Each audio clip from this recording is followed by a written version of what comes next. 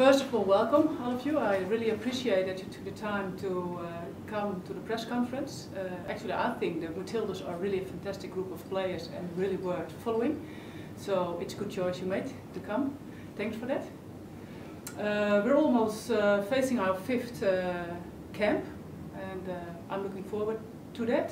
I didn't see them for 2 weeks, so we need to catch up in between by internet. It's always better to meet the people. So I think we had some good camps. We're building a strong base. I think we're going in the right direction.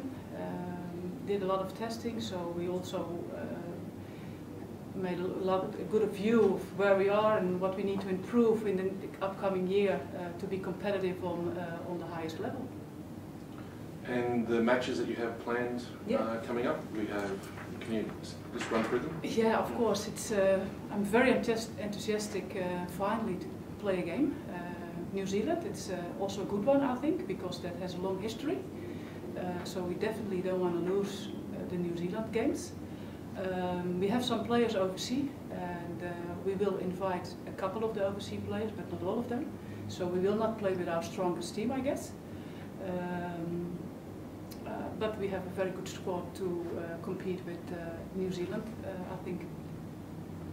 The European matches? European matches. Well, after New Zealand we will travel to Europe, and that's really challenging because we will face France, who became fourth in the World Cup, and they're still building on a stronger team, so that's one of the top teams in Europe right now. Holland, they won the bronze medal in the last European Championship, and they're eager to win the gold this time, so that's also a very competitive team to play against. They're both in their final stage for traveling to the Europeans in Sweden. I think it's the last game really for for France, and for Holland it's not the last one, but the second last one. So probably they are on their best of their performances to start in big tournament. So it's really challenging to meet with them and to see where we are on that level. And so there's one more game against Den Haag? Yeah, in between we have a match against the club team. We did it because we think that France and Holland will be very tough to play against, and we also need to improve our attacking, especially in the box. So hopefully when we play a club team we will be able to reach the box a lot of times and do a lot of finishing practice. But another reason is that we play on artificial, and in Holland we have a lot of artificial, the most modern ones. So for me it's an opportunity to see the girls perform on artificial. I've never seen them playing on artificial before. So for me it's very interesting to see how they deal with the circumstances, and then I know what to do in the preparation for the World Cup in 2015. What's a long time to go. But if we need to do something on the artificial, then it's maybe difficult to organize, so it's good that we experience that in this early stage so we can make our plans how to deal with that in the next 2 years. Excellent. We'll open up for questions now. Hesterine, how important is it for the Matildas to play against other styles, considering you usually play against Scandinavian or the US or even North Korea? How important is it to play France and Holland? Well, it is important because playing against different styles will give you more experience. I think we have a style of playing, a team organization that fits every other opponent, every style, so we don't have to change our style and organization. That's very important because I think in this stage women's football it's improved a lot, but not all the teams are ready or capable of changing their style of playing. That will take a lot of work. So I think I'm very happy with the team organization, the shape and the style we play, so we can play our own style and then fit to whatever the opponent is coming up with. Hesterine, you talked about pulling some of the overseas girls for the New Zealand games. What about the European matches and the players in the US and in Europe? Are they coming to play in those matches? Yeah, well, I think yes, but I also have to balance a bit with their obligations in the club. So if we invite them for all the matches, all the players, then they are a long time away from US, for example. European competitions, they finish, a lot of them they finish in May, so European players will come back after that. So if you're, for example, Temme Capet will be back in May, so it's easy for her to join us and join the European tour. And when we go to Europe, we will balance again which players to invite and which players should stay and play for their own club. Hesterine, obviously in Europe there's a lot more artificial pitches, and I suppose players over there are more accustomed to it, but here we have very, very few. You've got one match here. Can you tell us a little bit about, I mean, is there much of a difference playing on those pitches, and whether you're hopeful that whether the Australians can adjust? Well, there are different opinions on that. I worked on it a lot. Players get used to it quickly, but especially strikers think that there's a big difference to play on artificial, because it's more difficult to get your feet. Well, the kicking is a bit different on the artificial, and strikers in their finishing they have the most problems with it. So that's why I choose for a club team. So we will be in that area a lot, so we can discuss it and see how they deal with it. But I think, well, maybe I'm a bit worried, because I think on artificial it's a bit quicker, and the movements, and so I think it's a bit advantage for the Asian teams who have very good agility and the turning and everything. I think it's a bit disadvantage for the teams to have a bit more physical style. I think USA, Australia, we have very tactical but also a bit physical style of play. So maybe for us it's a bit more challenging. And especially we're not used to playing on it. So for sure we need to find solutions to get an artificial where we can train on and work on from now on. Hesterine, in the camps, how do you feel the team has responded to your philosophy and your way of doing things? Well, I think they adjust perfectly. Sometimes I'm really proud of them because changes are always difficult, but I think they're doing a perfect job. They take a lot of responsibility, a lot of ownership on all the changes. In my opinion, it's going very smoothly.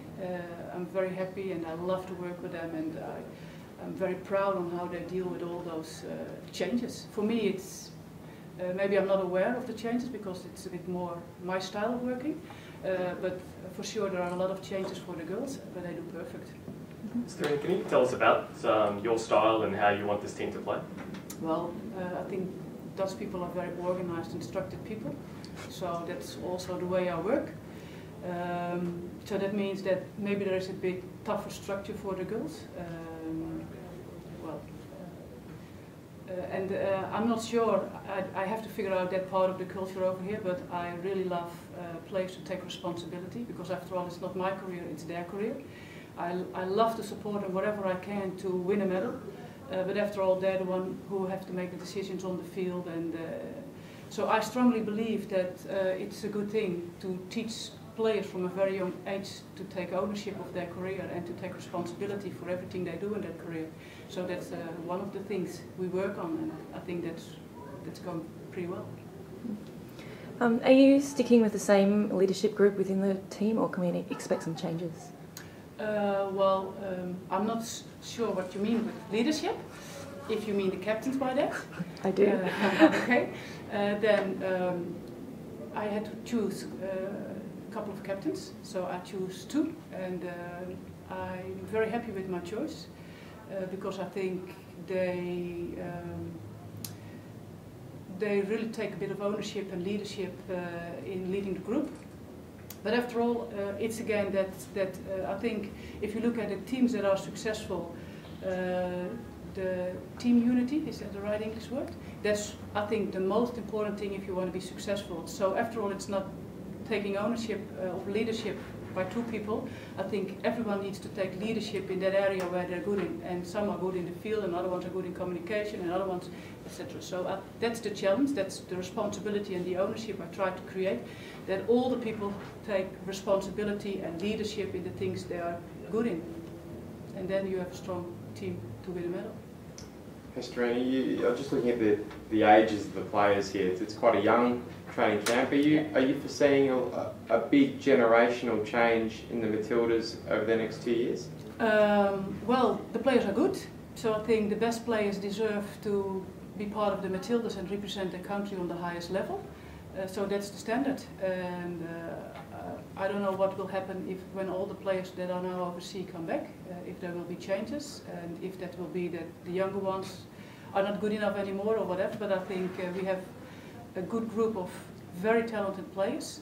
We have experienced players, and the young ones, they also are experienced, because I was very surprised that young players, they already have 20 caps in the Matildas, so they're young, but they're also experienced. So they're young by age, but maybe they're not that young when it comes to football experience.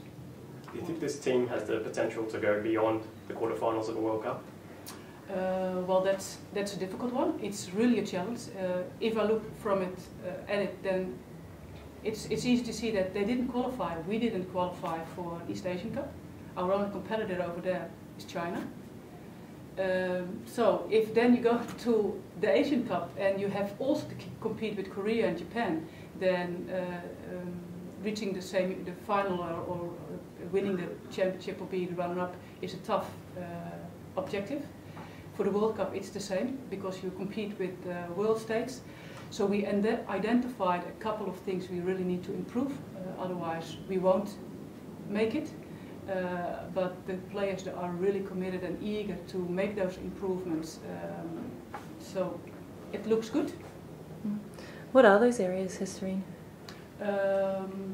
For condition, for example, I think the squad has a very good basic physical condition, but not specific enough for football, and football on the highest level. So we identified that and we work on that. I think we had Australia has a lot of knee injuries.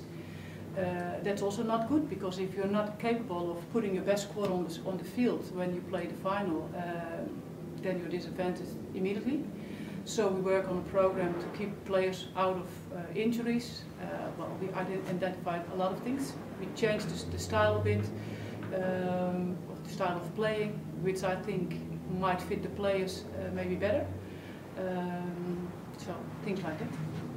Hesterine, at the last World Cup, I think the level on the field increased. Do you think that at the next World Cup there'll be more teams playing at a very high level?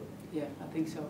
The gap between the top level countries and the other ones is becoming smaller and smaller and smaller. And probably that is based on centralized programs, because you can see that even countries with small numbers of players, they are capable of competing on the highest level, because they centralize the players in a university and let them train every day. So that's a challenge for us, because we don't have that situation, and we have a small competition. We don't train with them every day. So we might be a bit afraid that we lose track on that, but we will see. Hesterine, a lot of people will be interested in the progress of Elise Perry. Have you been able to talk with her? Do you feel that she can balance her commitments over the next 2 years?